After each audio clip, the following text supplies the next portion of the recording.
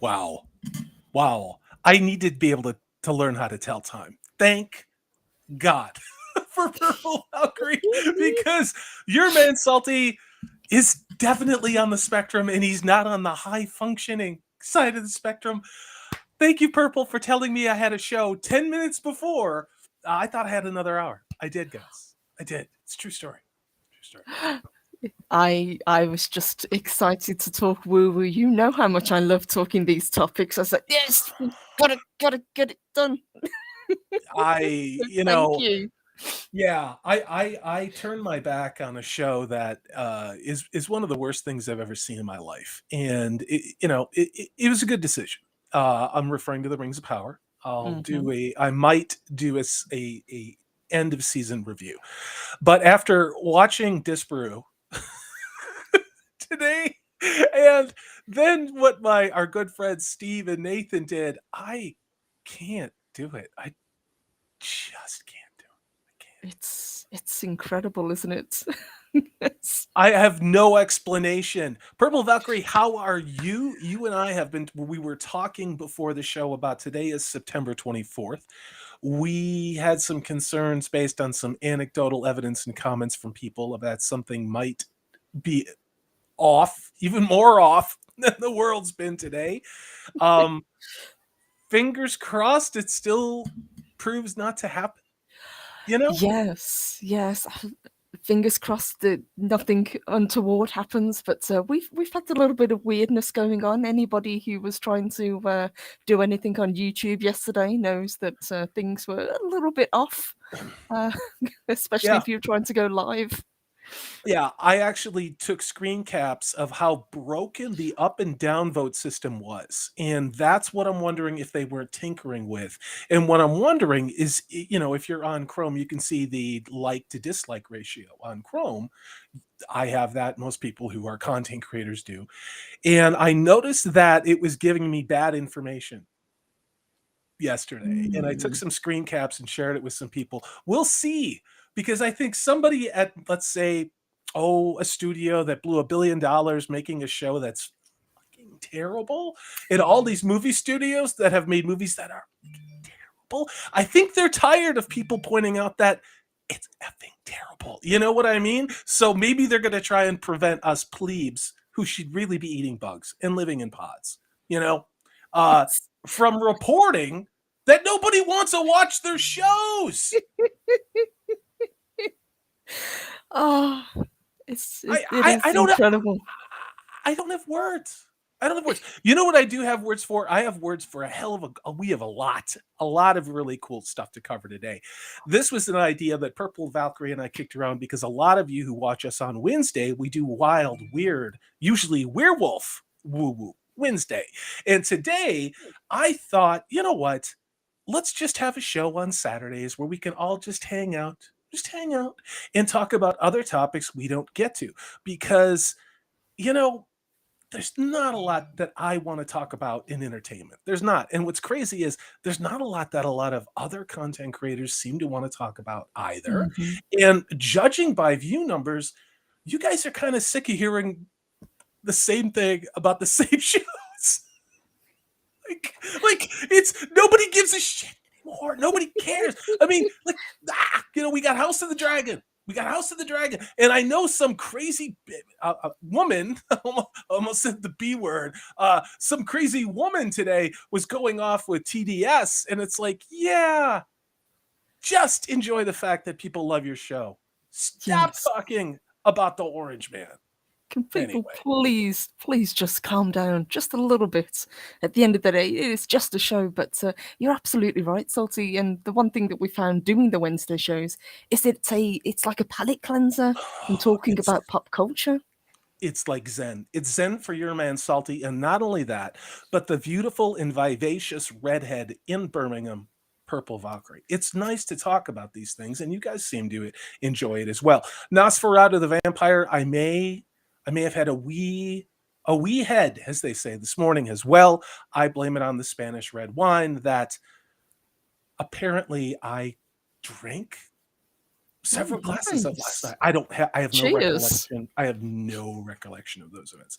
But look who we've got here. I've been showing everybody's names. We've got Dempsey. We got Nosferatu the vampire. We have the one and only Gray of Wakazashi's Tea House, who I went on his channel and was talking about WAPs last night. WAPs, yes, yes. And once we get a little farther into the show, it was funny, it was hysterical, and I know this is hard for a lot of you to believe, but it was extraordinarily unpolitically correct. Hail to Sarah Garian. It's great to see you. I'm going to just go through this. Hail to Adega Outlaw. Adega, please, if you're not busy, reach out to Purple Valkyrie or myself. We have a proposition for you with a project that I'm working on for October, and Mhm. I'd love to have some of your input onto it. So yeah, hit me after the show if you can. Gray is going to be doing that as well, and Sarah Garian is drinking red wine. I approve Cheers. heartily. Cheers to you, Saragarian. Yeah, I woke up this morning going, you know what? I'm going to have a non-wine but very woo-woo Saturday. What did I do when I went to the grocery store? How did all of this wine come home with me? What the hell is going on? Literally, true story. It's one of those paranormal mysteries that we should probably get into. I'm not saying it's aliens. I'm not. But Not. mm, It's not. I could just sit here and be a lunatic. I don't know if people want me to be a lunatic, but Nerdscape, hail to you. Hail to Panda Power as well. William 101, hail to you. My channel to Varen, it's great to see you. Hail to Leia Rose. She was on this thing as soon as I posted the link earlier today. yes. Hey, Awesome lovely. to see you. Yeah. Should what a we get great into chance. this thing? Should we get into this thing? I think so. Should we talk about some Absolutely. woo-woo?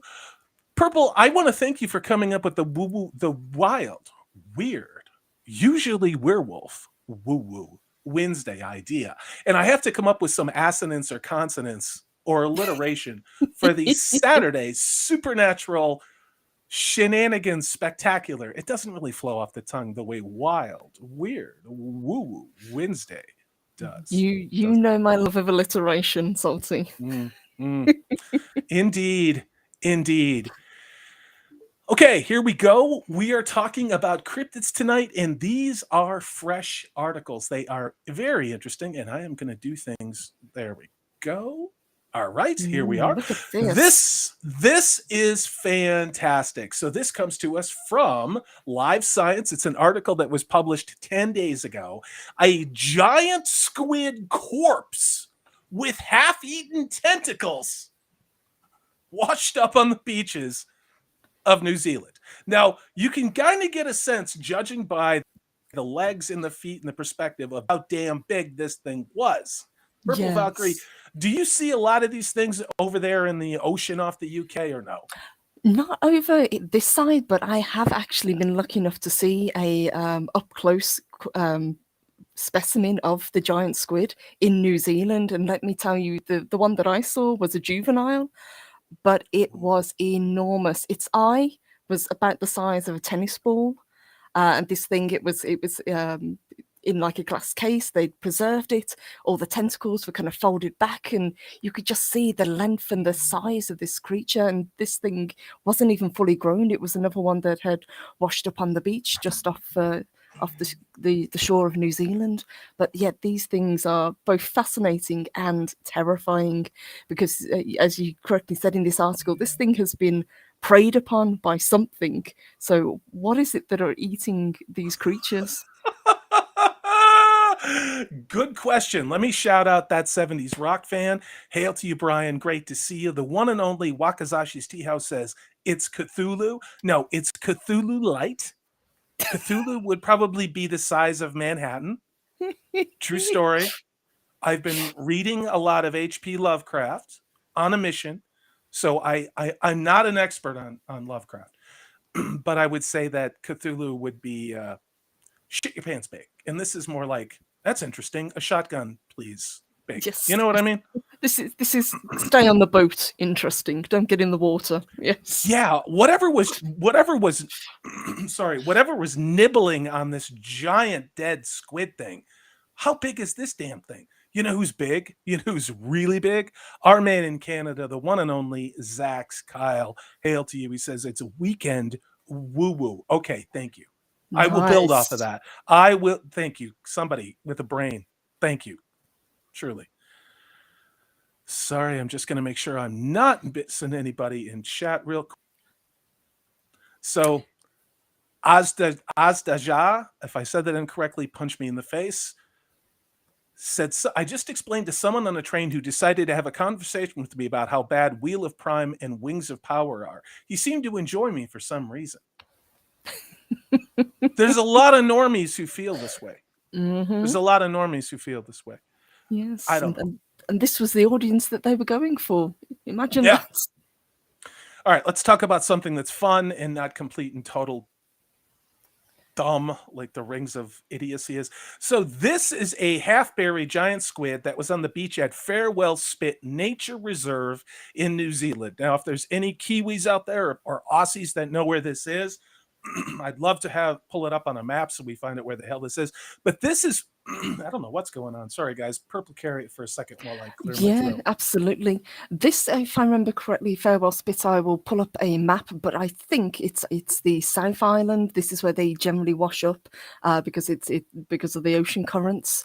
And this thing, if I'm correct, you get them fairly regular, but they're usually juvenile size. So Yeah. I really really want to see what a full sized squid, Yeah. because you have the giant squid and then you have the colossal squid as well, which are two different species.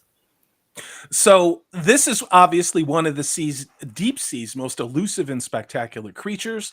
It washed up and astonished a group of tourists because its corpse was half eaten. Now, a tour guide who was leading the group at the time described this as a once in a lifetime experience.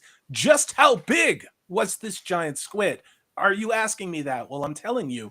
The giant cephalopod had a mantle that measured around 13 feet, or that's 4 meters long. Now, this Wow. was just discovered on September 9th at Farewell Spit, as Purple Valkyrie said, and she was right. This is at a nature preserve in the north of South Island of New Zealand. Crazy. It's half buried in the sand.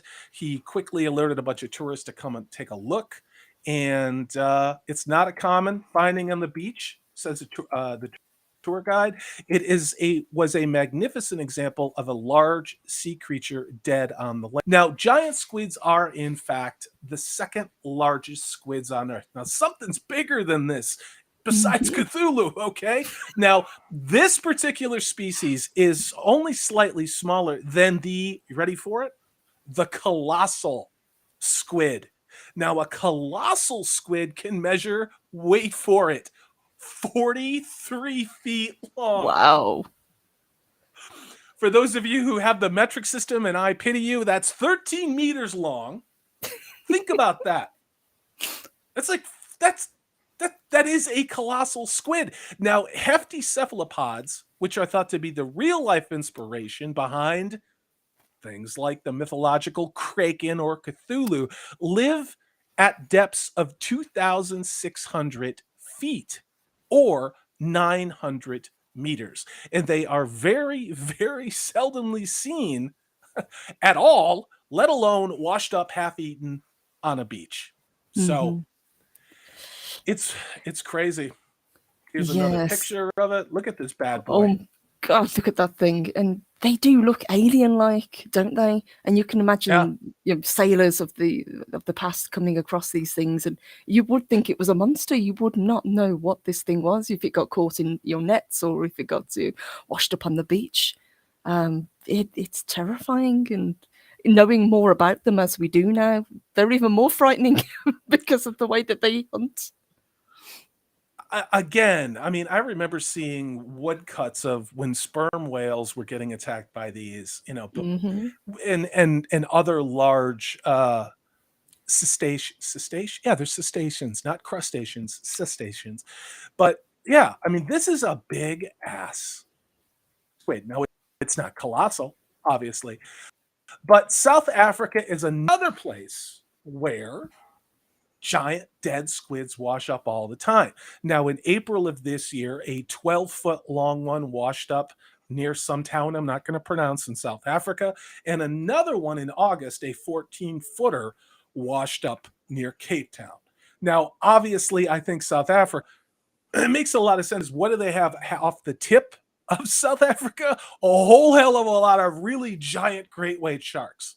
Okay. Hmm. So obviously those great white sharks, and we're not talking about like average, we're talking about big great white sharks that are just chomping through everything. So Yes, and yeah. we've seen sharks reported with big like scars on them, where Oh they've yeah. obviously fought with these things. Because squids have hooks in their suckers. That's how they attach onto their prey. They've also got a oversized beak, which Oh yeah. basically it's almost like a machine. They just chomp away at whatever they grab hold of. So you can imagine these battles between these huge sharks, whales, and squids. It's funny you would talk about those giant suckers. Why? Because if you follow the link I put on Twitter, I'm going to talk about a mysterious, very well documented event involving something much larger than a giant squid and a colossal squid. Now remember, a colossal squid is about 50 feet. Hmm. And like Purple Valkyrie said, anatomically, their 8 arms or whatever the hell tentacles have these barbed hooks in them, which is how they catch their prey. Now we're going to talk about this, but this is one of 2 incidents, and this involves the USS Stein sea monster. This is real. This happened. This is documented. The USS Stein monster was an unidentified sea creature that apparently attacked the Knox-class United States Navy destroyer escort. Its call sign is DE 1065, and it was later redesignated into a frigate by the Navy. So get a sense of what those suckers look like just looking at this much smaller version of what a squid does and all the suckers and barbs that it has on its tentacles. This is still on a small scale, Purple Valkyrie, the stuff of nightmares. Talk about that for a minute, will you? It is absolutely, yeah, and you correctly said they have the arms, but what differentiates squid and octopus is squid actually have 2 much longer arms that they can shoot out very rapidly to ensnare their prey and then pull them back towards the main body of the creature. So whereas octopus just had the 8 Yeah. arms that are all the same lengths, these things are designed to hunt. And they do it incredibly well. They are very successful, which is why you don't see them very often, because they live so deep down in the ocean. It's crazy. I mean, again, just looking at a small scale octopus and then thinking about the writing of H.P. Lovecraft and Cthulhu, like Gray talked about, this is terrifying. This is terrifying to a mammal that spends 99% of his time on Hmm. dry land, you know? But this is the stuff of nightmares. Let me get to this super chat. Hail to you, Snowdub. Thank you very much. This is a $2 super chat. It says same name donation of the week. We do this every week. He gives me $2, then tonight I'll give him the $2 back on his Cotton Connection show. Hail to you, Snowdub. Thanks for being here.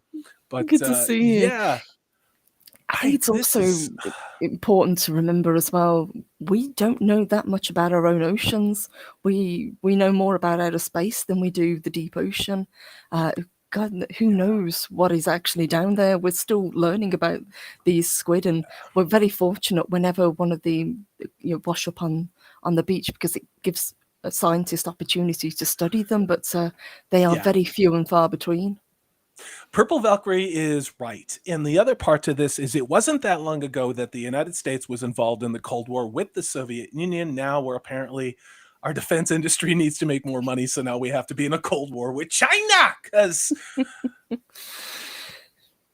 swamp is real. The swamp is real. Anyway, where I'm going with all this is if some of you may have read a book or seen a movie called The Hunt for Red October, and it has to do with some of the work which has now been partially declassified involving a gentleman called Bob Ballard.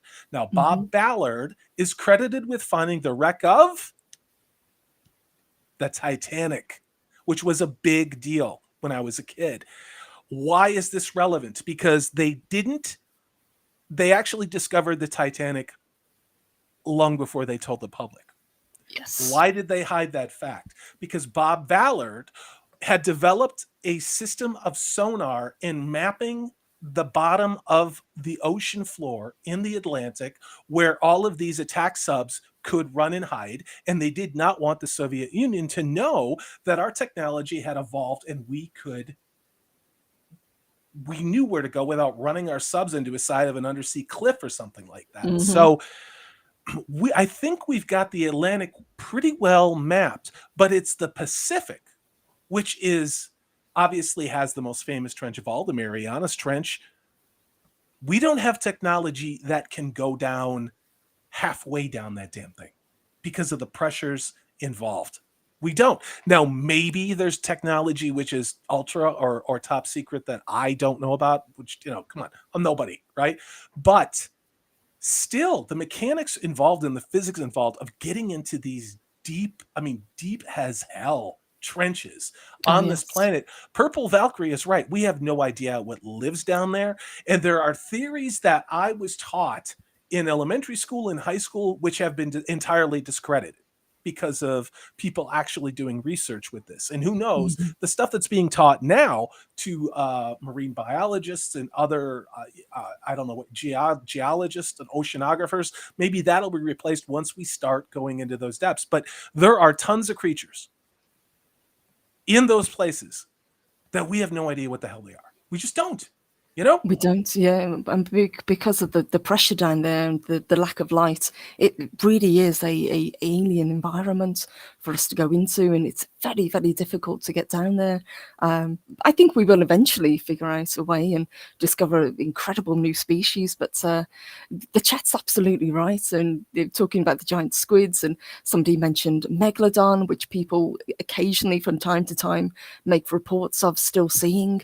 Can you imagine a shark 5 times bigger than a great white? It's just stuff of nightmares down there. Yeah. I don't want to hear about how we're going to colonize Venus. Let's go and check out what the hell's in the Marianas Trench. You guys in the chat are on fire. This is great. Look at these and I don't know what a Humboldt squid is. Purple Valkyrie, do you know what that is? Do you want to look that up? Do, absolutely. I know what a Humboldt squid take is. it. They are Talk about it. absolutely, again, another very frightening species. So Humboldt squid are actually smaller than what we've been talking about, but they are much more dangerous because they attack in swarms and they are known to rip apart their prey. They attack almost like a piranha, if you could imagine that. Just these squids en masse, whatever they decide to feed on, and just rip the prey to pieces. There's also things like I think it's a vampire squid as well, which is very rarely seen. But the Humboldt squids, yeah. I don't like squids, as you could probably tell, guys. I don't even like calamari very much. Are you guys ready? Because in this time, and thank you very much, Soul Assassin, I didn't know this. Are you ready to watch a Humboldt squid attack? Are you a diver? You ready for this? Let's do yes? it. Yes, all right, do it. All right, hold on. Jesus, I have so many windows open. All right, let's do it. Here we go. Look at this thing. Look at that. It wraps itself around. Look at that. Mm-hmm. Holy God, look at this thing. And now you imagine my God. A swarm of these things attacking at the same time. This is nuts. Yeah, talk about it. I'm going to try and find a swarm of these things. I look at this and all I do is I think about the facehugger from John or James That's Cameron's exactly what it looks Alien like. series. Yeah.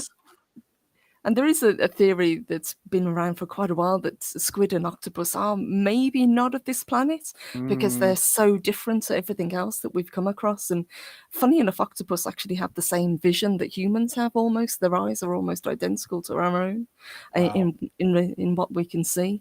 But obviously they have other senses to navigate the depths. But very, very frightening creatures. Nosferatu says, oops, Humboldt squids. Oh, yeah, thanks, Nosferatu. I do not think they do that. Soul Assassin says, Cthulhu's down there? Probably. Would you want to go find it, though? I don't think you would. Cthulhu? No. No, we're all full up on the Cthulhu. The closest I want to get is Harvey, the little squid thing that Doomcock has on his Friday night show. So hail to you, Doomcock. We'd love to talk some woo woo with you, by the way. So yeah, Snowdub isn't joking. I trust his deep frying breaded experience. Says Mhm. the only way to deal with a squid is a deep fryer. I agree. Calamari with a beautiful aioli, a garlic aioli, either that or a slight sweet chili sauce. Do you like to eat calamari or squid? Purple Valkyrie? I don't. I like seafood, but I've never been able to get a taste of calamari. Anything else, crab, lobster, any type of fish, I enjoy. But yep, squid, never got a taste for it, unfortunately. I don't know about that Nosferatu. I don't know how they keep the joint lit. It's underwater. Duh. They still have plenty of legs to hold them with, though, I guess. You guys are crazy. Soul Assassin, look at this. Dropping the deep cephalopod wisdom. He says, humbled squids are in the Sea of Cortez and are known to pull fishermen off their boats. Yes, I've heard tales that they are Yeah. quite aggressive. Yeah, and as you saw with the diver, they're not curious. They are they yeah they will go for you. They're face huggers. It's like face huggers, only they're orange. And they're infinitely creepier. Let's be honest about it. And Snowdub, God help me, I didn't preview what this comment is. It's for $2. Says the only thing deeper.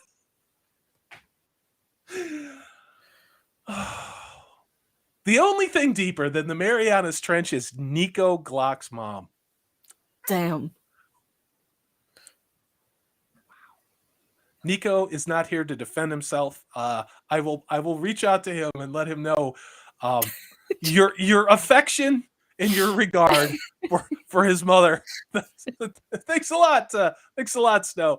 And yes, someone is getting it. The humbled squid looks a hell of a lot like Admiral Calamari. I mean, Mhm. Admiral Akbar. It's true. Am I the only one that's thought if you sliced up Admiral Akbar and deep fried him, would he be as delicious as calamari? Didn't they do that in one of the Disney films? Doesn't he? Doesn't he bite the dust in that? No, the only thing they do in Disney films is race and gender and sexuality Of swap. course. The whole goal of Disney now is to steal the joy of innocence and discovery and magic and replace that with tired, boring lecturing and all the characters have to be POCs and they have to have pronouns and it has to suck. And then the entire marketing campaign is calling us racists and bigots and ultra mega. So as Daja says, well, Daleks look like the squids in Doctor Who. Maybe that's what they were based on. I think you're right about that. On the inside, on the inside of the tin can, yeah, with Davros in the beginning. God, I was watching some of the early Tom Baker stuff, and it's just God, those are good stories. The effects are laughable, but the stories, The heart is there. Yes. none of those. You don't need $1 billion. You need spray paint, a staple gun, garbage bags, maybe some aluminum foil, and some lighting. At a special That's all you effects need. budget of £3.50. Yes. That's all you need. But what you really need is a good character with heart, a 3-act play. It's that simple. And they're not. Bring back the hero's journey. Yes. I agree with you, Snowdub. Bring back the 70s, except for the big bushes. We'll just say that. All right, let's talk about big squid, not big bushes. You didn't come here for that. Let's talk about the USS Stein. So let's get back. Here we are in this creepy picture. So this is a destroyer, again, that was attacked by a giant sea creature. It has the designation of Destroyer Escort 1065, was later redesignated to FF, meaning frigate of 1065, and that is within the United States Navy. Now, the ship got its name after Tony Stein, who was the first United States Marine to receive the Medal of Honor for action in the Battle of Iwo Jima. Incredible. battle. Mhm. It was unbelievably ferocious, and a lot of Marines lost their lives in that. The USS Stein was commissioned on January 8th of 1972. And so this is not something from like the 50s, guys. And after 2 decades of constant service, she was decommissioned in 1992. That's a pretty darn good run. So, That's a long run. Yeah. yeah, so there it is. Oh my God, YouTube, I am going to, sorry, I'm going to try and not scream profanity. All right, here we go. So that's a picture of the ship in service, destroyer. So the USS Stein earned its popularity all over the world because they reported on the media that the ship was attacked by a giant sea monster on the bicentennial. Wow. It's not a joke. The bicentennial of the United States of America was, of course, 1976. Now, the monster, based on extensive documented investigation by the Pentagon, is believed to be an unknown species of giant squid. And this squid, they could tell the size of the squid by the fact that it damaged the no foul rubber coating that was on the hull of this destroyer. Now, in particular, it was the rubber coating on her sonar dome. Hmm. Over 8% of that very sensitive device, the coating was damaged to a great extent. Again, this is the United States Navy, guys. Now This is an active warship. that's fascinating. Do we think that this is because the squid thought that what it was attacking was a live creature? Obviously, it wouldn't have felt metallic with this coating. It heard the sonar. It thought lunch was served. I think the sonar was essentially like ringing a dinner bell, and I think maybe the rubber coating was, like you said, maybe the closest thing on a metal ship that maybe it could associate with, because everything has an electrical field. Mhm. Part of how sharks, and I still think this is the case, this is what I learned, sharks are attracted to your electrical field in addition to the noise and vibrations you put off. Now, a ship pinging with passive sonar as well as obviously active sonar, you know, it's going to attract some things. Now, if you're living 3,000 feet below the damn surface, you're not constantly getting pinged by sonar. So maybe this big ass squid was like, what the hell is going on up there? It just decided to rise from its Lovecraftian nest in the dark, satanic deep and came and checked out the USS Stein. Let's read a little bit more. So, to make things even stranger on this, nearly all of the cuts on that rubber no-foul coating on the sonar dome of this United States destroyer contain remnants of sharp, curved claws that are especially found on the rims of the suction cups of some squid's tentacles. Wait for it. The claws were indeed much larger than any reported at that time, back somewhere in 1976, which indicated that the monster and creature, probably based on the size of the claws and looking at cephalopod, colossal squid, giant squid anatomy, that this monster, this sea monster squid, was 150 feet Oh my long. gosh. Again, the stuff of nightmares. Again, the colossal squid, 40, 50 feet, that's a big squid. This thing that attacked the United States Navy destroyer was three times as large, has the documented known colossal squid. Again, this isn't wackadoodle. This isn't Bob in his bass boat, drunk, making shit up. This actually was what they talked about. This was actually documented by the United States Navy itself because they want to know what the hell was damaging their destroyer. So this is nuts, you guys. That is freaky. And again, just going back to historical accounts that people have said, if it did this sort of damage to a Navy destroyer, can you imagine Yeah. being in just a ocean-going vessel that they would have had just to hear this thing grab onto the bottom of the boat? I was, um, yeah, Yeah, makes you're me out there running in a turns my stomach. I'm sorry. 15 a 15-foot Boston whaler. You're drinking a couple land sharks. You're fishing for tuna off the coast of Rhode Island. Jamming out to Bob Marley. Every little thing is gonna be all right. And then suddenly, this 150-foot monster ass squid rises from the depths, because if it's gonna attack a United States Navy destroyer, it sure as shit is gonna chew up your little Boston whaler. Oh yes. It's crazy. It's crazy stuff. This is real. This exists. This is not made up bullshit like, Bob took LSD and saw Jesus, werewolf, Bigfoot. This actually happened. It really did. Salty. And like you said, go ahead, Purple. I was got a question. Do you think that the more we explore and the more we encounter, do you think that we are going to find another specimen the size of the one that was reported here, or do you think that that's an anomaly? I'm going to be honest with you. The way that China fishes the oceans, they empty the oceans of all life. They have dragnets that are 3 miles long.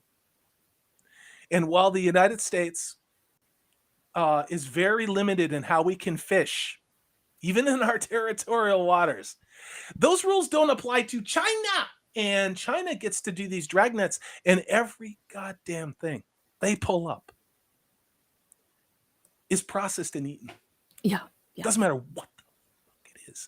So, you know what? I'm pretty sure there have been a lot of amazing things that have been found that just got canned and sold as random sea meat number one over there in China. And then, can't be buggered to talk about it, because I don't know. That's my feeling on it. And if I've upset you and you're from China, I don't give a shit. So, it is what it is. What's fascinating is this thing, again, based upon marine biologists, based upon the United States and Navy's own studies, based upon files that exist in the Pentagon. I know, who the fuck do you believe anymore? But this was in 76, so maybe there was something to it. 150 feet, 150-foot squid rose up to get the United States destroyer. It's insane. And Purple, you called it out earlier. Now, this is a mysterious giant creature. It sounds crazy. It sounds, like you said, Purple, like the stuff of nightmares. But like you just said, we know more about the moon than we do about the bottom of our deep oceans. Really. We do, and I do think it's fascinating. I love the idea of exploring and finding more creatures. And you're absolutely right. You've talked about we probably don't know what 10% of what's down there, because we've never been able to get down that far. I think in the future we will discover more creatures, but I don't know whether I would want to encounter anything that's 150 feet long that probably has suckers the size of dinner plates. As long as I can go out swinging. I don't want to go out like a bitch. Like, okay, I'm going to make peace with the fact if a giant sea monster is going to eat me, all right, I want to go out Arnie style, pumping that 10 gauge until it's empty, and then I'm going to stab it like Quinn in Jaws with my machete as it's eating the lower part of my body. That's the death I want if a sea monster gets me. I think there's a lot of dudes in chat, and probably there's some women there too, that feel the same way. You know what? Because it's like, yes, you will eat me, but you are deeply going to regret that decision. That's how I roll with monsters. Gonna give you indigestion. Yes. Yeah.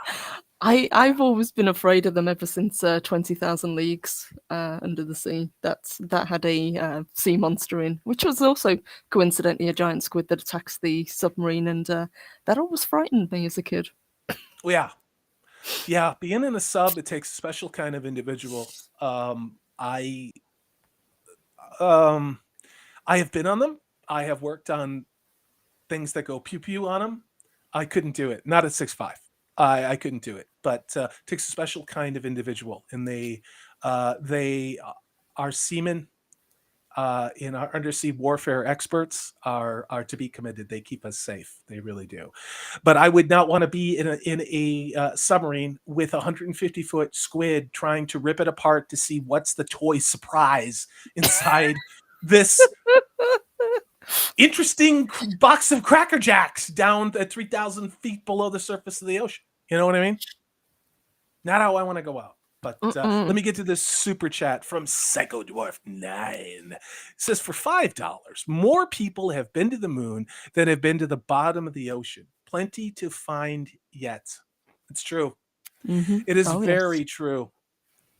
Yeah. And not only that, but I mean, we're not going to get into a whole physiological thing and how the human body reacts to pressure, and even going down to a couple 100 feet, what you have to go through in order to do that. You have to breathe special oxygen, air, nitrogen mixtures the deeper you go. You have to have these essentially little rest stops along the way coming up from deep surface diving, because your body chemistry and your blood gases have to stabilize, Mm-hmm. because we were not made physiologically, even in gear, with being in those environments. They are truly alien, as outer spaces. It's absolutely true. And I'm going to regret this. I know it. Nosferatu the Vampire says, the only person I would believe tackling a 150-foot monster is Jenna Jameson. Thank you, Nosferatu. Thank you for being unpredictably you. Thank you. Dempsey says the Sphere did a great job on the giant squid thing. It's true. I saw that once. I did. Maybe I should watch that again. You know, Yes. I'm so damn afraid of sharks, and I don't want to hear about how they're nice and cuddly, because F you, they're not. Sharks are not. The sharks are killing machines. All they do is swim and eat and make little sharks. You know who taught me that? Jaws. Okay? Discussion's over. But these giant squid are terrifying, dude. I mean, again, imagine being like drunk, maybe you know, a little Bob Marley action. You're hanging out in your Boston Whaler, you know, and suddenly these tentacles, these effing Cthulhu tentacles come and get you. It's terrifying. This thing scares me more than Bigfoot does. Although Bigfoot's no Yes. joke either. We are going to talk about Bigfoot at the end of the show. Two things which actually are fascinating, but we also have Loch Ness information as well. This is crazy. This is from Psycho Dwarf 9 again. Says just one MK just one MK48, and it's all chum. It's true. Fair enough.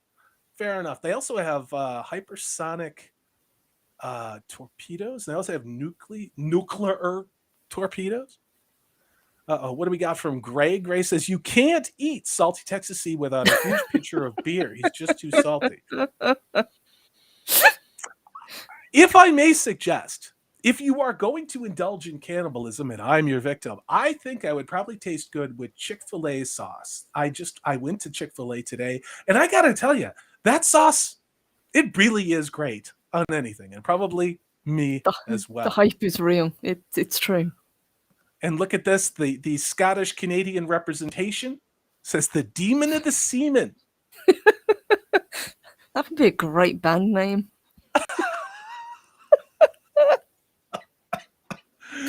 I want to make jokes. I want to make jokes about monkeypox or something like that. I can't do it, because you two. No, you're not going anywhere, Gray. That was the other avenue I was going to go down. Yes. Hail, just another red shirt. It's great to see you, dude. He says you're more likely to encounter a humboldt squid in the Pacific, and they can ruin your whole day. Yeah, we were looking at that video with that diver getting attacked, and I've seen other ones where they like latch onto some dude's face mask and they won't let go of the damn mask when he's like under the surface. That's no bueno. That is not a good day in the ocean, as far as I'm concerned. It's like they know what to attach. You know, they don't go for the arms or the legs. They go straight for the face. They know what will be the biggest problem for people. They're surprisingly intelligent. Yeah. So what we're saying is the humboldt squid is the Antifa of the squid family. Is that what we're saying? Pretty much, they don't fight fair. Yeah. Attacking packs. Yeah. One depth charge and that body, it'll probably body that thing. It's true. I just don't know a lot of people with depth charges on their 15-foot Boston whaler, but on a destroyer, yeah. If I thought squids that big were down there, I'd make that a change. But here's the thing. Let's say you blow up. Okay, bear with me here. This is hypothetical time. Let's say you drop the depth charge, which I approve of heartily. High explosives, by all means. You blow up a 150-foot squid. Okay, now you have the world's biggest ocean of chum. Okay, if you've blown up a 150-foot squid, and now you have 150 feet of squid deliciousness all in the ocean, what the hell is going to come up that would eat the 150-foot squid? Oh, that's easy. It's Salty's favorite sea creatures. You'd Mermaids? get a lot. Well, possibly. Possibly. I was going to say sharks, but yes. Oh, mermaids sharks as well. Yeah, megalodons. Mhm. It could be sharks, but it also could be a whole shitload more of 150-foot squids coming to eat their buddy. Yeah. Think about that one. Like how? Like that's not a good day. So, That's when a shotgun. Bob's just just been isn't gonna blown fix up. Yeah. That 70s Rocks fan says, I believe the bottom of the ocean is where we will find Disney and Amazon's integrity. As long as I don't find Disney and Amazon on Uranus.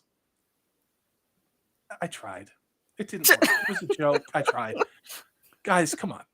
I can't hit a home run or a double every time. Sometimes you just barely get to first base. But yeah, Nosferatu says the footage of the diver that drowns always makes me freak out. Dude, these things are no joke. Mm-hmm. I mean, really. Wow. And again, looking at what is it Giger or Geiger did in the design of the xenomorph, you can't tell me that individual was not, he did not have cephalopods, especially these squids, in mind when designing them, because they are truly, truly horrifying. What do we got here from Psycho Dwarf 9? My grandfather called 2 bricks and a stick of dynamite a sweet patootie lure. I kind of want to go fishing with Psycho I Dwarf's kind of want to grandfather. drink with your grandfather now. So I mean, not heavily, but just enough to get buzzed, and then go chuck dynamite in a lake.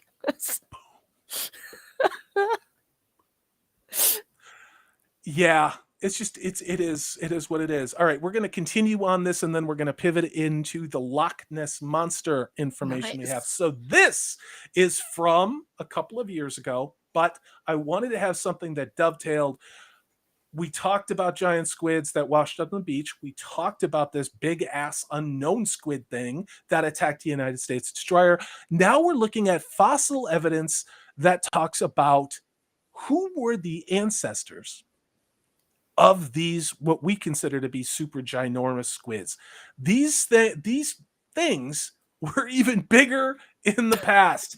They really were. So they're finding these fossil evidence. And in particular, we're talking about the Kraken. Now, this article says, did a giant Kraken troll the Triassic seas, crushing ichthyosaurs and arranging their bones into pleasing patterns?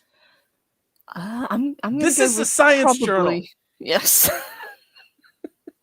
It sounds like a Halloween tale, but researchers who first suggested the existence of this ancient sea monster, meaning the Kraken, in 2011 say they now have more actual fossil evidence that backs up their theory. They have not only discovered a second example of the strangely arranged bones of dinosaurs.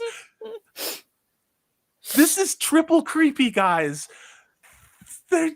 Something killed this big ass monster and then started to arrange its bones like a serial killer. Okay? So that's a really good analogy, actually. And we've seen examples of ichthyosaurs. I think there was one in the Dallas Museum, if I remember correctly. And these are not small creatures. This isn't, the size of a small car. This is, 20, 25 feet long creature. Yeah, why don't you if you can find a picture of that, I'll pull up a picture of a Kraken, Purple. Yeah, of But course. yeah, these scientists have found a second example of strangely arranged bones. So this Kraken ate a big ass dinosaur and then made this little serial killer shrine out of the dinosaur bones. And they found what appears to be the giant beak of this giant Kraken like octopus. Okay. Now, this is a professor, a paleontologist from Mount Holyoke College, and he presented his findings back in 2011 to the Geological Society of America. And he said this was like finding the needle in the haystack. So, still, the Kraken theory has not gained widespread acceptance. Now, that's what these people do in academia. Of course, somebody from Rhode Island who's not happy about somebody from Mount Holyoke. This is a real thing. I used to live in Northampton, where Mount Holyoke is. It says this guy from the URI says the Kraken isn't really necessary. Everything can be explained by much less exotic means. Well, I'd like to know what the hell was, rearranging the bones of this plesiosaur. And chat will drop you out. Purple, why don't you bring that up and center it a little bit more? Yes. Talk about the size of this thing. This, if I remember correctly, is the ancestor of dolphins. It is, yeah. So think of this thing as basically a dolphin on steroids. And as it says here, this is one of the largest animals that ever lived and sported a mouth full of teeth. So this wasn't something that was, just a prey animal. This was a predator in its own right. So for whatever was taking these things out, really meant business. Yes, it says ichthyosaurs were predatory marine reptiles that could grow to enormous sizes and rule the seas during the part of the dinosaur era. For a chunk of millions of years, when dinosaurs reigned over the earth, ichthyosaurs claimed the title as the apex marine predator. Well, we found a bigger marine predator if there's something rearranging the bones. The bones. In a serial killer like way, because that's one thing. I remember watching a video where squid were painting and squid were making patterns of things. Like, these are not complex creatures yet. What has them being creative in organizing things or collecting things? Mm-hmm. I don't know how to answer that question. I just want to ask that question. And DJ Ronnie G, I apologize. I got so excited talking about 150-foot squids. I probably didn't read your super chat. This is for $2. It says, I just saw, this is DJ Ronnie G saying, I just saw a UFO. A UFO until we identify it. DJ Ronnie G, if you're on social media, if you have a picture, send it to Purple Valkyrie and myself. I probably won't be able to look at it, but if you send it to Purple, she'll be able to bring it up because I'm doing this thing right now. But I would love to hear about this. This is the stuff that I get excited about. Purple and I all the time talk about how much, if you guys have evidence and experiences around the paranormal or unidentified flying objects, we would love to talk with you about it. We absolutely would, because we want to understand your experience, where it happened, and help you present that if you feel comfortable. If you don't want to come on cam, you don't have to. We'll just take the information and process it, because we'll make jokes, and I'll make jokes about Bigfoot or 150-foot giant effing squids, but there's a lot more in this world that we don't have any idea about than we do. And I love talking about this stuff. I really do. I believe a lot of the things that I present, and I think that there's more than a shred of believability. And especially when it comes to paranormal experiences, the supernatural, I've seen UFOs. I haven't been abducted. Nothing like that. And also all of the weird energy going on in the world, and what the hell has been going on since the Hadron Collider went live. It's a lot. It's a lot more to life than changing your pronouns and watching really bad television. There's a lot of things out there like this giant squid, like talking about dinosaurs, like talking about cryptids. I don't know. This is what being a human being is being connected to that outer world of things. So hail to you, really is. DJ Ronnie J. And we've talked about it in the past, and because we've done these shows and because you guys really seem to enjoy the topics that we talk about, even in the chat, people have talked about things that they've seen, be it supernatural, ghosts, cryptids, UFOs. we have a lot of people who have had very weird encounters over the years, and I think it's fascinating. And I for one, same as Salty, would love to hear what you guys have experienced. So, what I'm showing you here is the evidence that was presented by this paleontologist from the Mount Holyoke College in Northampton, Massachusetts. This was fossilized evidence of a raised seabed that shows these are the vertebrae of that giant killer ichthyosaurus that was a carnivore, and something laid out the vertebrae, its spine, after it ate it and made this little pattern. Wow. That's not Yeah. creepy. That's not creepy. Oh wait, I didn't take the big let me go to the big one, you guys, because just That's restream incredible. And sucks. Here, there hold on. aren't many examples There you of go. animals that do this. I mean, I can think of maybe birds Yeah. kind of take shiny things and arrange them, in the nest or something, but I've never known of a marine creature to do this. That's the creepy thing, right? Ravens, crows, they're attracted to shiny things. They actually build collections. Yeah, we'll have to have a show about the soul. Yes. But what does the soul mean? What is it that gives animus to, what is it, $3 worth of chemicals and meat? Yep. That essentially is the physical form of the human body. Yes. There's more to us, and that is what is so dangerous about transhumanism, and why a lot of us are rejecting the entertainment which has no heart, has no soul, has no humanity, and I believe is part of transhumanism and the agenda associated with that. But I can't talk about that. I can't. I really can't. I'm on YouTube shit list already. Not as much as Flaccid Phoenix and Sporking News Podcast and unfortunately Zach's and a bunch of other friends, but I'm still on lists. I am. That's all right. I already know how this story ends. And Mount banned by Holyoke. plenty of people and blocked yeah. on Twitter. Yes. Just another red shirt, Mount Holyoke. Been there, just visiting. Yeah, I used to live in Northampton. Used to teach high school in Northampton back in the 90s, and I was a single young man in my 20s in Northampton. And Mount Holyoke, cool place, fun college town. I saw Clannad at a tiny little bar back in the day before Enya got really big. Anyway, we're talking about squid. So the bizarre arrangement of this vertebrae, again, of this ichthyosaur, was found in a Berlin Ichthyosaur State Park in Nevada, the state of Nevada here in the United States. Now, what this paleontologist is saying is that this Shoshanosaurus polaris was a school bus-sized flipper marine reptile that lived in the Triassic period about 250 million years ago. It's the bones of this bus-sized marine killing machine that Purple Valkyrie showed us, which is the great-great-great-great-granddad of modern-day dolphins. Now, imagine the size of the vertebrae. It would probably be as big as my office. I'd say a vertebrae, if it's the size of a school bus, I don't know, probably 4, 5, maybe 3 feet each vertebrae in diameter. Now, all of these things were just laid out in this pattern. So again, this paleontologist and his colleagues have argued that it was a giant squid that arranged this because squids like to play with their food.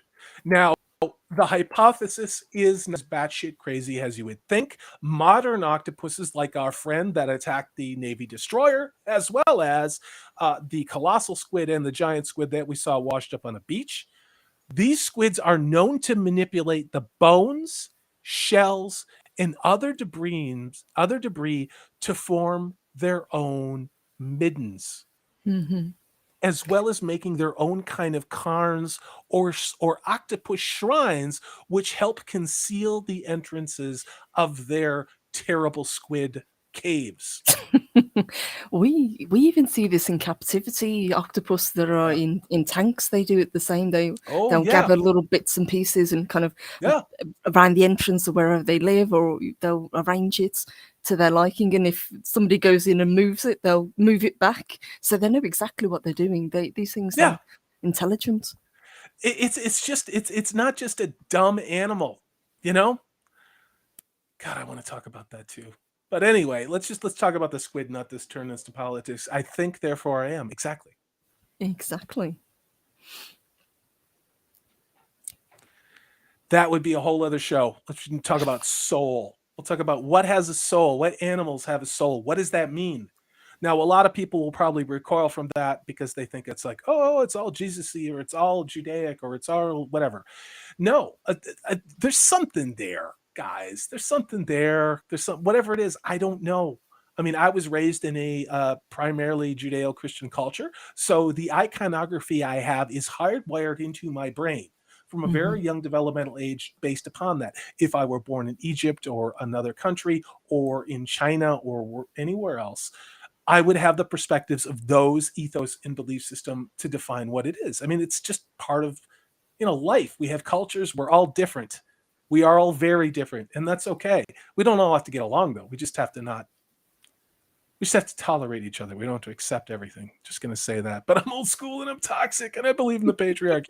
Um, Today's giant squid, again, not only did they do the same damn thing that we saw in that picture of that vertebrae, but today's giant squid are known to battle it out with giant sperm whales, as evidenced by the tentacle scars found on those giant sperm whales, and also the squid that are found in the whales of several stomach.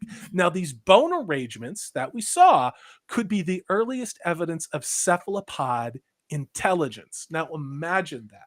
Imagine this big ass squid. Again, what was the size of this ichthyosaurus? It was the size of a school bus, not the Hmm. short bus that all the writers for Amazon ride, but a legitimate school bus, a big one.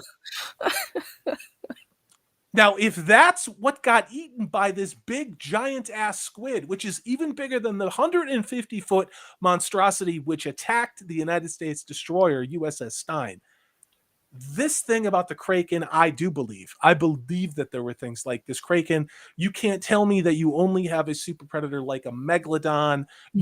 You have to have things like this with the Kraken. So Yes, and we've talked about megafauna before, and it stands to reason it wouldn't just have megafauna on land, you would also have it in the oceans as well. And we found, especially with a lot of things like reptiles and insects, once they get to a certain size and nothing can prey on them, they just get bigger and bigger. yeah. Yeah, there's an interesting study that I want to share as part of the Woo Woo Show, but it's actually a sociological experiment that has to do with rats and the decline of Western civilization. It's not as deep and weird as you think. It's uncanny. I will say that. And it has to do with what happens when you give a species too much leisure and take away the gender roles that are required for that species to flourish. It's like looking at the newspaper in 2022, and Yes. this was a science experiment that was done 30 years ago. Or just looking You're back you're through n- history. Yes.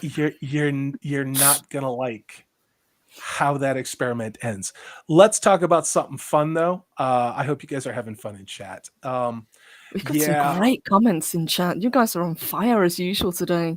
Purple, It's can you run the chat? Do you have access Yeah, to it? So I'll let absolutely. you I do. Yeah. please go ahead and pull those up, and I'll stop doing my half-ass job for that. Give me 1 second, please. Yeah, but just kind of going through the chat, it's amazing. No matter what we talk about, you guys know exactly what we mean. So, huge thank you. You guys are amazing. So we've God, from Nosferatu, they say squid are more intelligent than elephants and dolphins. I've heard that, especially octopus. They have problem-solving intelligence. We've seen it quite a few times. They can figure out how to open jars. They can figure out how to escape from tanks. Whenever you get an octopus in a tank, they have to really secure them because they can pick locks and escape. I don't think it's much of a stretch to think that squid would be the same thing, but the idea of something the size of a well, if they can prey on a dolphin the size of a school bus and rearrange the vertebrae, yeah, again, nightmare fuel, guys. That's fascinating to think what was down there and what could still be down there. Let's see what else you guys have got to say. Oops. Let me grab that one. Nosferatu says, Salty Purple, have you seen the squid or octopus that can instantly camouflage to their surroundings? Yeah, I have seen octopus do that quite a bit. I know there's a specific species that do it, but cuttlefish also are incredible at being able to change patterns almost instantly to blend in. Yeah. Again, what was alive before the great asteroid impact that wiped out, God, what was it, 99% of the species on this planet? That would be the giant one that hit the Yucatan Peninsula. I don't I start getting hazy on how many hundreds of millions of years those things were.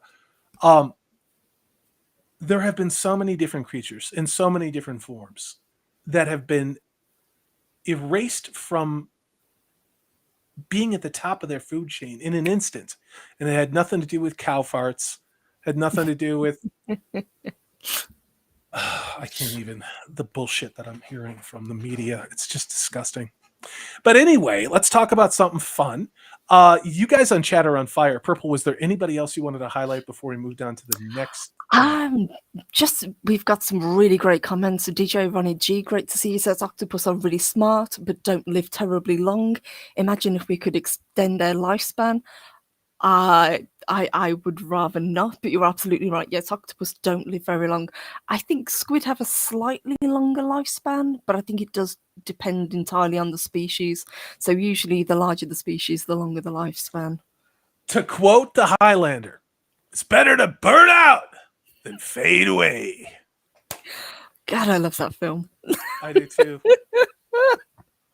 Raise your hand in chat if you love the Highlander, the original one. And I don't want to hear all this bullshit from any Gen Z people going, it's got the stupidest soundtrack. No, it's got an amazing soundtrack. It's called Discerning Taste. I'll get that 70s rock fan to come in here and kick your ass if you say bad things about the soundtrack by Queen on Highlander. All right. I love the soundtrack by Queen. I do too. All right. Now, hopefully the New York Post, this is, God, these garbage here. Like, I like the New York Post, but they need to have more article than ads. It's like 10% article. The rest of these websites are just flipping jump up things. So here we go. Yes. Do you want to take the, are you ready to take the lead on this one, Purple? Yeah, all absolutely. Right, you take it. All right, there you go. Now, this is obviously a subject that is very close to our hearts. We've talked quite a bit about Loch Ness because we love Nessie. We generally believe that there is something down there. Now, what it is, whether it is a plesiosaur, which people tend to say, or whether it is a large eel, as is claimed in this article, we don't know. But let's see what they've got to say. So, somebody thinks they have now seen large eel-like shapes in the Loch Ness, and it has been shown on camera.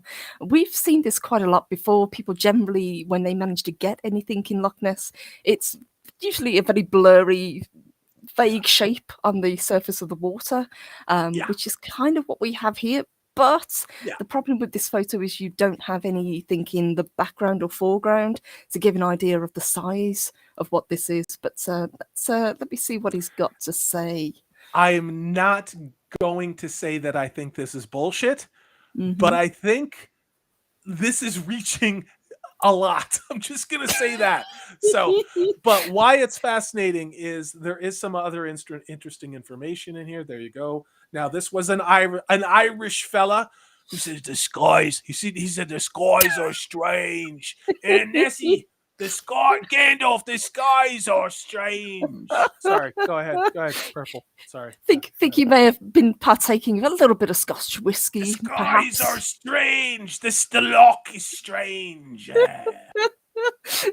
So, what did this Irish fella did? It says an Irishman who monitors newly installed high-resolution webcams around Loch Ness in Scotland believes he's captured giant eel-like shapes that make up the infamous Loch Ness monster.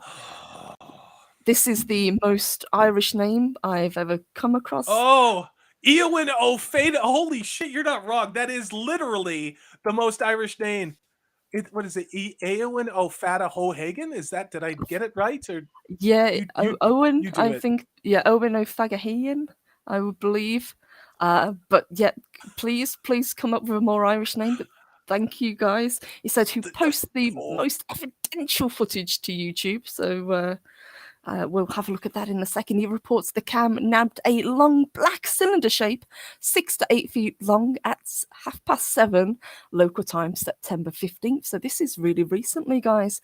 That's quite a bit of variation, 6 to 8 feet. Yeah. Let's see. He said the giant eel-like creature captured on webcam. The creature moved steadily from left to right, breaking through the surface. The monster hunter also picked up something on the overhead cams near the Clansman Hotel, near a dock on the loch. That clan like the Clan MacLeod. Clansman Hotel. Exactly.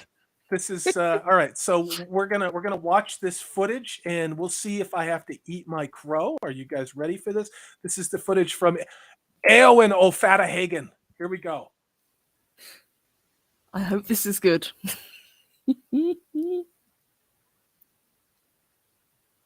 All right. Where is it? Go on. Where's Nessie? All right. Maybe we missed it. Maybe it was just the compelling evidence was somewhere. All right, so it's apparently right here. I think that's where it is. Okay. Yeah. Okay, right here, there's something going on. Something breaks the water. I see it. Yeah. Okay. Now, we've had reports in the past of giant sturgeon in the loch. There has also been reports of seal, which would also fit the bill because they're about the same size as what's been reported there. I don't know. I think maybe this one's a bit of a reach. But I just love the idea that he's scouring the loch looking for this thing, and you could just see it standing on the dock next to a hotel. The only thing I saw was like a duck. I saw a duck. Okay, I have. Here's the thing. I've seen giant sturgeon. I've seen giant sturgeon when I was fishing up in northern Wisconsin off Door County. If you haven't been there, it's an absolutely beautiful place. But great fishing. But I was on a dock, dicking around, drinking beer, not shit-faced. But I saw this giant silver sturgeon in the shallows, in the weeds. And it was 8 feet long. And it looked like a very narrow alligator. Because their bones are on the outside of the sturgeon. It has a carapace around it. It doesn't have our bones are on the inside, obviously. Oh, ladies who'd like their bones on the inside. I'm gonna stop. But when it comes to sturgeon, their bones are on the outside, and that's why sturgeon are so delicious, especially in Russia. It's a delicacy, a lot of Eastern European countries. But I saw this thing rise, and I was completely freaked out. I have freshwater fished all my life, and this happened in my 30s, and I'd never seen a sturgeon breach the surface of a freshwater lake.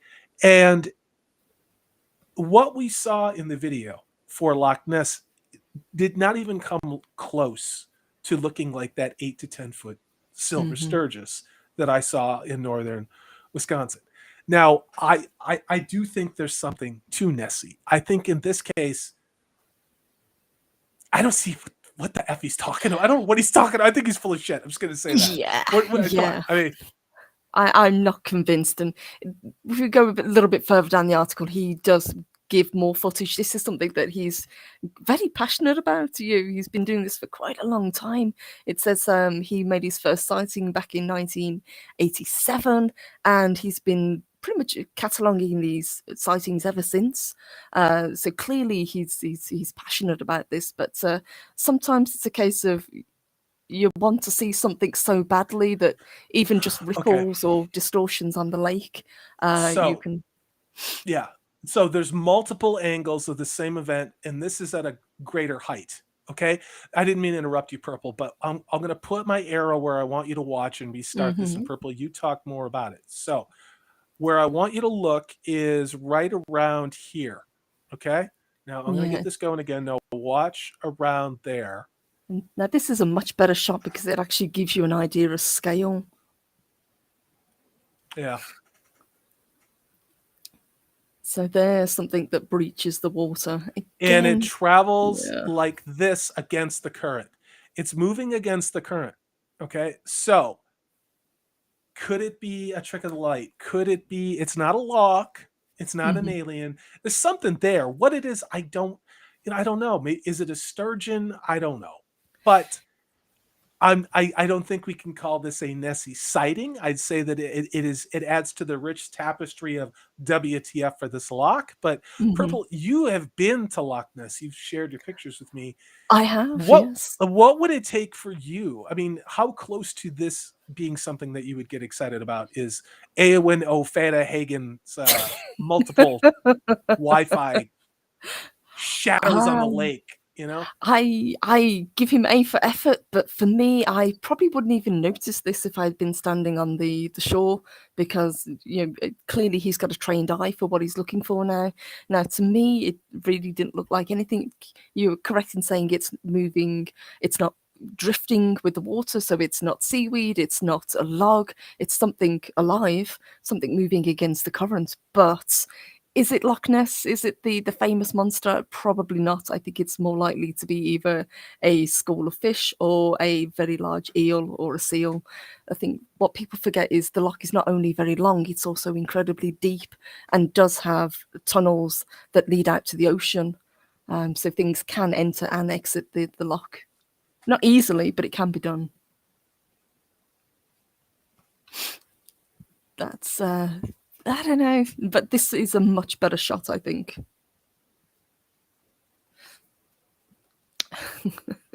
And hello to Dave Bob, great to see you, and just another red shirt, good to see you guys. I don't see it, and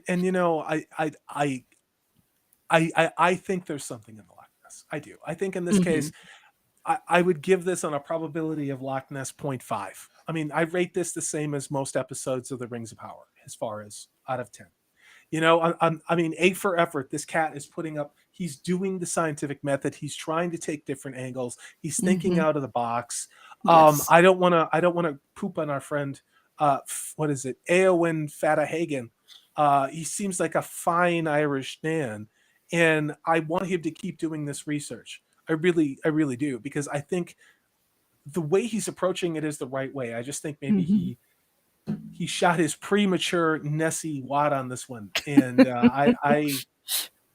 I'd wait, have a little more compelling evidence. I think if he keeps doing it, he will find the perfect footage, because he clearly knows what he's looking for. He has a great eye for it, and he has a really good setup. But they just say a little bit lower down in this article that there's been over 1,100 recorded sightings of the Loch Ness monster. So there is something there. People aren't just making this up, and we've talked about it in the past. These go all the way back to hundreds and hundreds of years.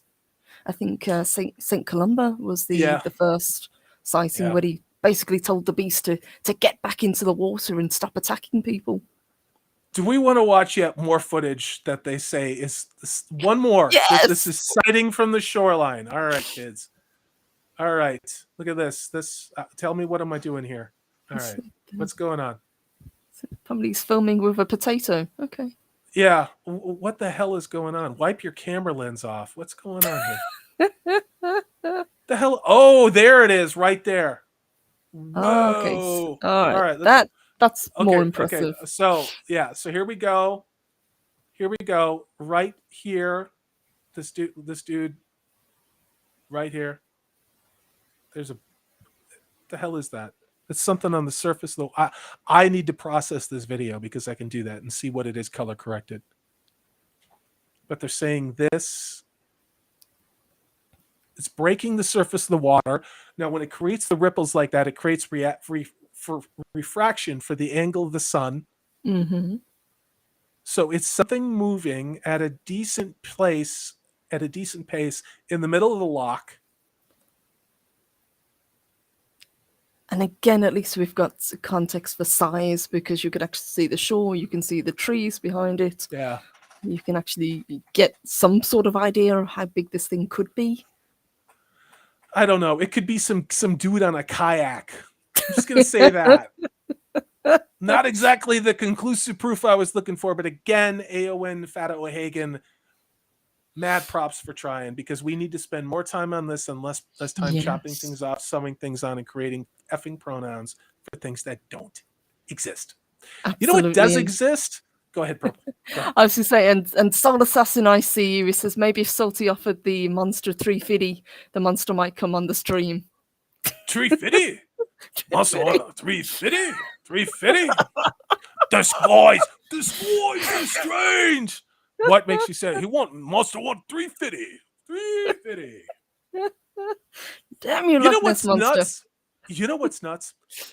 Is I'm looking back at the writing of the first couple seasons of South Park, Mhm. and it's insane. It's funny, right? It's harder to write humor than it is to write straight or drama. It really is. Look at look at what South Park did with the Lord of the Rings episode where Cartman is Gandalf, and compare that with what Payne and McKay did with $1 billion to make a substandard cartoon version of Gladriel. Just gonna park that one there. Just gonna park that one there. Girl boss Gladriel. Yes. Girl, pause, Gladriel. So here we go. So this is not the article I wanted to share because I wanted to share another one and we're going to get out of here. I promised we'd go about an hour and a half today. So speaking of sturgeon and being in northern Wisconsin and all that type of stuff, we are going to talk about one of my favorite subjects is crazy weird hotels with themes. And wow, does your website suck? All right, how can I do this? All right, so this comes to us from WRKR FM07. Anyway, it's a rock and roll station, I'm guessing, in Michigan. So there is a Bigfoot hotel in the Upper Peninsula of Michigan. Now, for those of you who don't know, now there's this. Okay, I have to flip things. This is Wisconsin. Now, on the other side of it is essentially Michigan. Now, on top of Wisconsin, there's this part of land that's kind of curved like this into Lake Michigan. It's part of the state of Michigan, even though I think they stole it from Wisconsin. But anyway, up there is very, very, very, very remote. It borders Lake Superior. You have Michigan. There are a lot of bizarre, unexplained phenomena in the Upper Peninsula, or the UP, as people call it, in Michigan and Wisconsin. I've hunted in the UP. I've been on cabins in the Upper Peninsula. I have gone fishing in Lake Superior. I've waded out into Lake Superior. It's unbelievably tranquil. And if you're going to look for a place where Bigfoot would be and cryptids would live, the Upper Peninsula is prime real estate for that, just in the same way that the far western part of Washington State would be as well. So let's talk a little bit about this hotel. Go ahead, Purple. Would you say that this is one of the few really wild places left in the US that hasn't really been explored?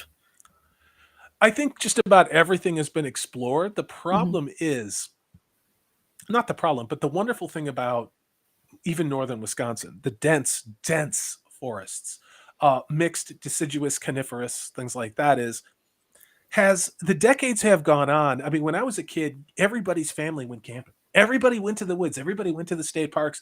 Everybody went and did stuff. Everybody was fishing. and you'd see trash. You'd see like those old steel beer cans and with the pull Mhm. tabs and all that other stuff. Um, there doesn't seem to be a lot of generationally after Gen X, a lot quite let's just say this, has many people going out into the woods. Um, other than to take selfies in bikinis and fall off cliffs because they don't know what the hell they're doing.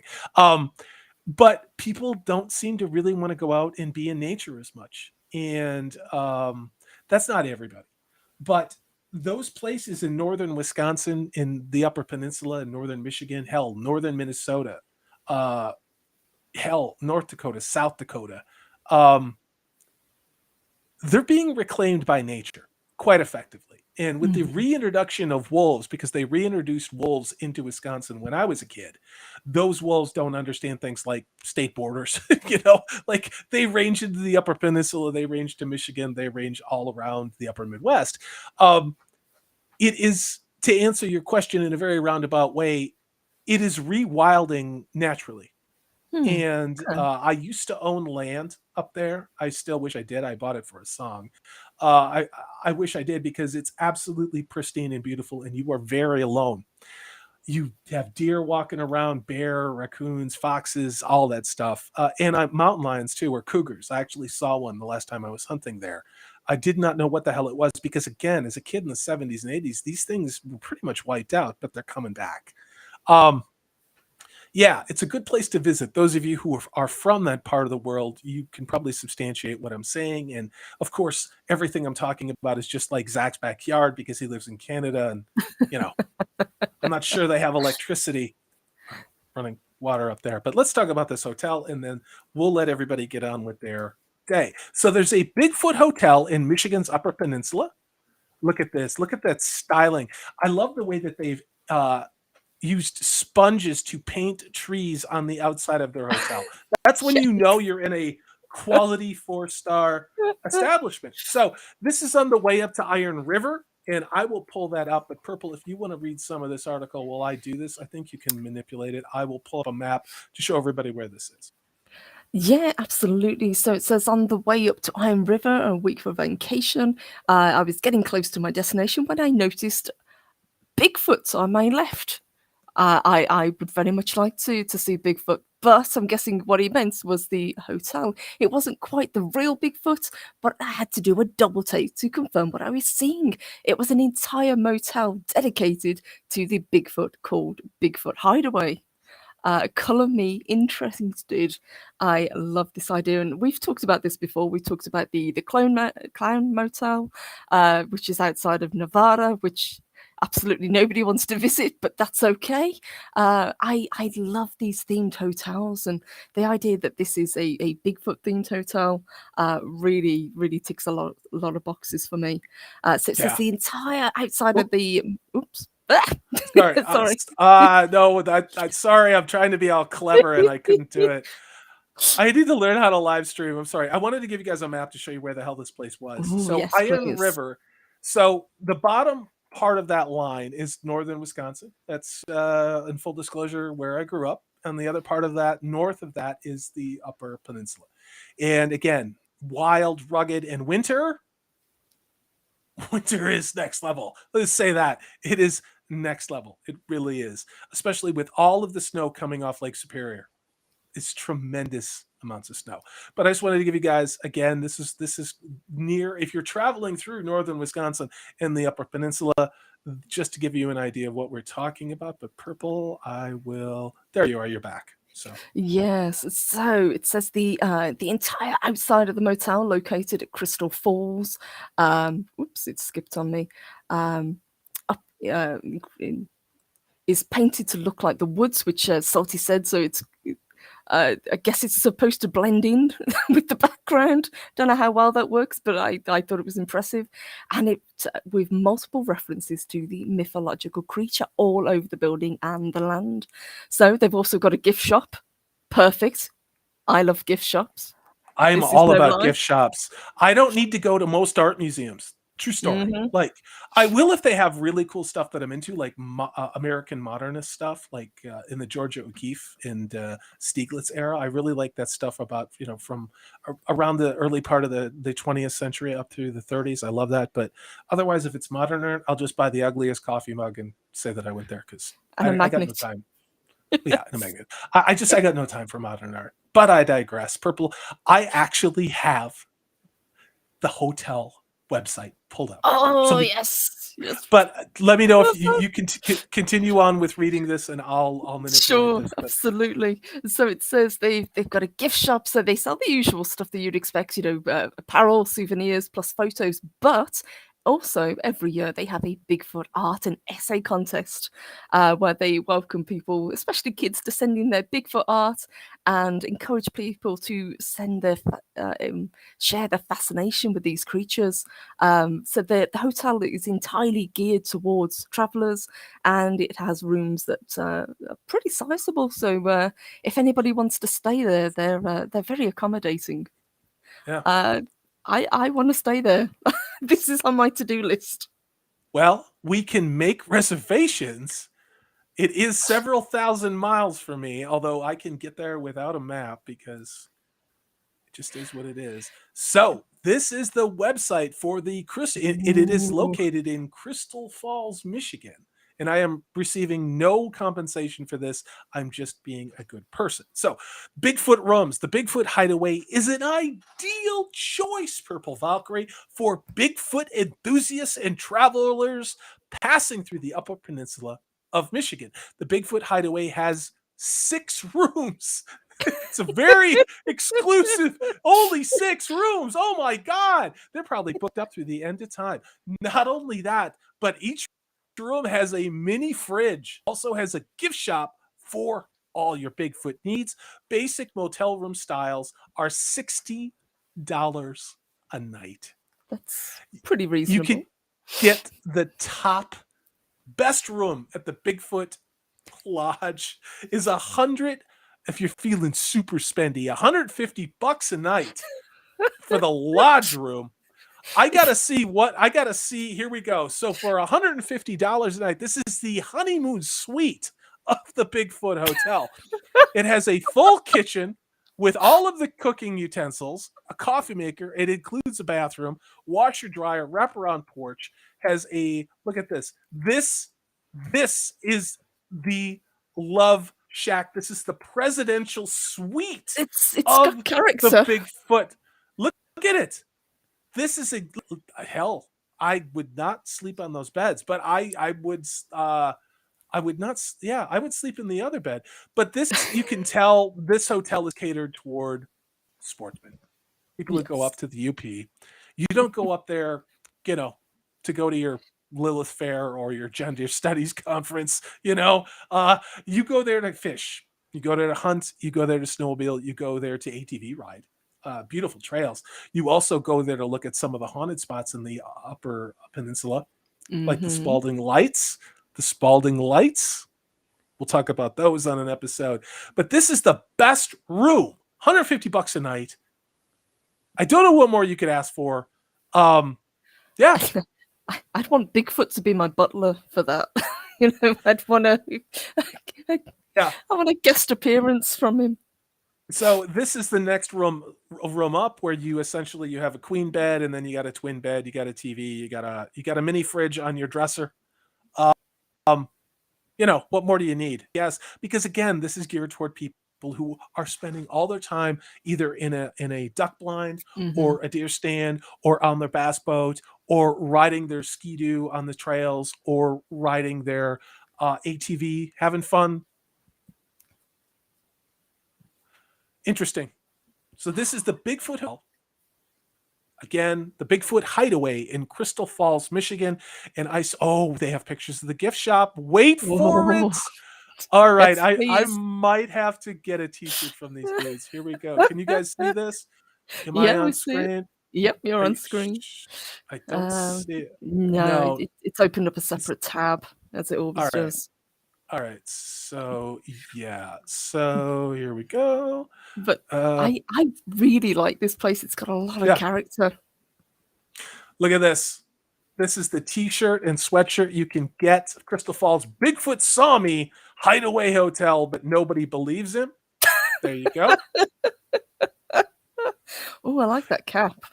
Yes, and this is of course blaze orange because if you deer hunt, you need to wear blaze orange. So I think that hat rocks it. So that appears to be the extent of what you can get at the gift shop. Now that's okay. Here's souvenirs. They have coffee Okay, mugs. there we They go. have rather tragic bump stickers, but they also have keychains.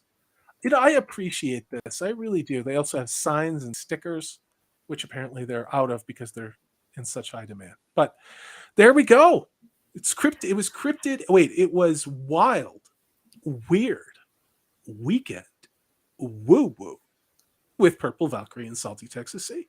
And it was wonderful. I absolutely love that. And funnily enough, it ties into something that I want to cover on Wednesday. So keep your eyes peeled for that.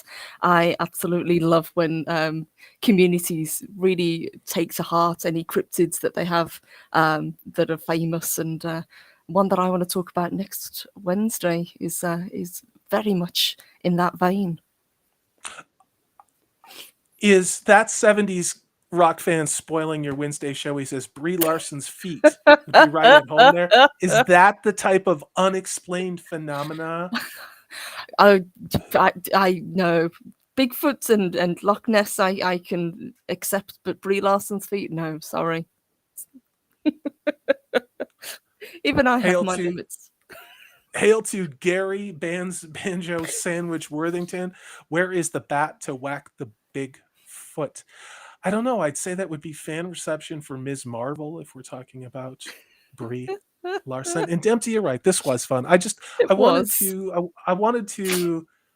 really love talking about this stuff.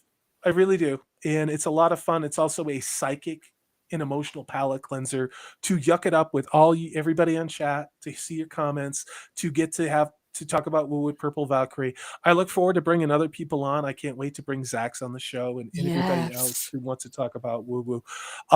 I still want to send Zax to the Clown Motel in Tonopah, Nevada. I will take one for the team and go stay at the Bigfoot Hotel if I ever get up to that part of the world again. I absolutely would get up there. Again, these places are rewilding. They are, because people have withdrawn from, there used to be paper mills. There used to be a lot of things in a lot of people working the land and growing food. States like Michigan, Minnesota, Wisconsin, for the last 2 decades have been paying farmers to not grow food. And that's not a conspiracy theory. In a lot of ways, because this country had so much food, they would pay farmers to plant trees in their perfectly good farmland. Now, the upper Midwest has some of the most fertile farmland in the country. Before World War II, the majority of wheat for the entire population of the United States was not grown in Kansas. It was grown in Wisconsin. Now, all of that farmland has been converted into corn for ethanol. I don't need to tell you what's going on at the grocery store. It must just be a mistake. It's got to be all this. Got to be coincidence, though. Yes. I can't start putting my tinfoil hat on and pointing out that obvious stuff. Obvious, can I? You guys know how we feel about coincidence. Yes. Yeah. Eat the bugs. Go live in a pod. Cow farts. Causing extinction. And Zach, you're absolutely right. The Clown Motel will always be wild. Absolutely. Not going. Not ever going. I'm not even driving by. Purple Valkyrie, where can people find you? What's going on? Hail to everyone in chat. Thank you to everyone who gave super chats. Thanks for hanging out with us. I loved talking about cryptids we've never talked about before. The giant colossal squid, and then that horrible thing that attacked the destroyer, the USS Stein. Again, this isn't like, the National Enquirer headlines. This actually happened in 1976. It was fun talking about this, looking at the fossil evidence that I believe has some merit regarding that giant Kraken. I mean, I think that's undeniable. And of course, it's always great talking about Bigfoot too. Where can people find you next, Purple Valkyrie? shout out your channel, and then we'll roll on out of here. Yes, huge thank you to Salty for doing this. We love talking woo woo, we really do. And huge thank you to you guys in chat, because we couldn't do this without you. Amazing comments today, and I A lot of fun. absolutely love that you guys know exactly what we're talking about, no matter what topic with these woo woo shows. So thank you. You can find me on Rise with Purple Valkyrie. I will be back. I'm not sure if I've got a show tomorrow, but I will definitely back on Monday. We've got more woo woo coming Wednesday. I've got a show coming Friday. We've got a couple of videos coming, and fingers crossed I will have a guest again on Sunday. So lots to come next week, and our super secret projects as well. Yes. Zax has. I shared it with some of the other fellow YouTube creators. I've spent a lot of time learning. I'm a believer that when you have a YouTube channel, making videos is how you build your channel, and live streams are what you do for people who enjoy your content. Not everybody agrees with me on that approach, and we don't have to. We can all live our own lives. But I really wanted to get good at making videos, and I don't know if I have, but I put a lot of time and effort into doing them. And the other thing that I'm learning how to do is do green screening in HD, and also film restoration. And yeah, I do have a full-time job. But I just, over the last 2 years, I've learned how to do those things. So I've been making some things, and maybe you'll enjoy them. And we're gonna be fully embracing the Halloween spirit. I will say that for October. And if you enjoyed the Fire of Fandom video series, I evolved it beyond that. We're just going to say that. So I'm very much looking forward to showing you what the incredibly talented people that I am lucky and blessed enough to not just get to work with, but to get to call friends that we're creating. And it means the world to us that you're here, that you're in chat. Thank you for the super chats. Thank you for being our friends. Like Carrie Smith says, we're having these pair of relationships, but it's just, thank you for being in our lives too. As much as you like having this entertainment, we like seeing you here in chat. So thank you very much for this. I am going to be live tomorrow night covering the only fantasy show worth watching, and I hope that trend continues, The House of the Dragon. I'll be live at 8 o'clock with Steve, Prophet of the Dragon, on episode 6. And yes, I do know that apparently you have to blow up your own show and talk all kinds of political shit, even though you're crushing it in the ratings. You have to alienate, let's be honest, a hell of a lot more than half the country by what you're saying. But I'm going to cover House of the Dragon. I will be back on my own Tuesday show, talking about pop culture and other things. I think we're going to actually start looking at some 80s and 70s horror movies. Nice. Actually, I really want to cover. I really want to cover all the hot chicks of Hammer Horror. So I'm going to put that together for Tuesday. Ladies. There's a hell of a lot of hot chicks out there. Anyway, I'm toxic. I'm toxic AF, by the way. And I don't care.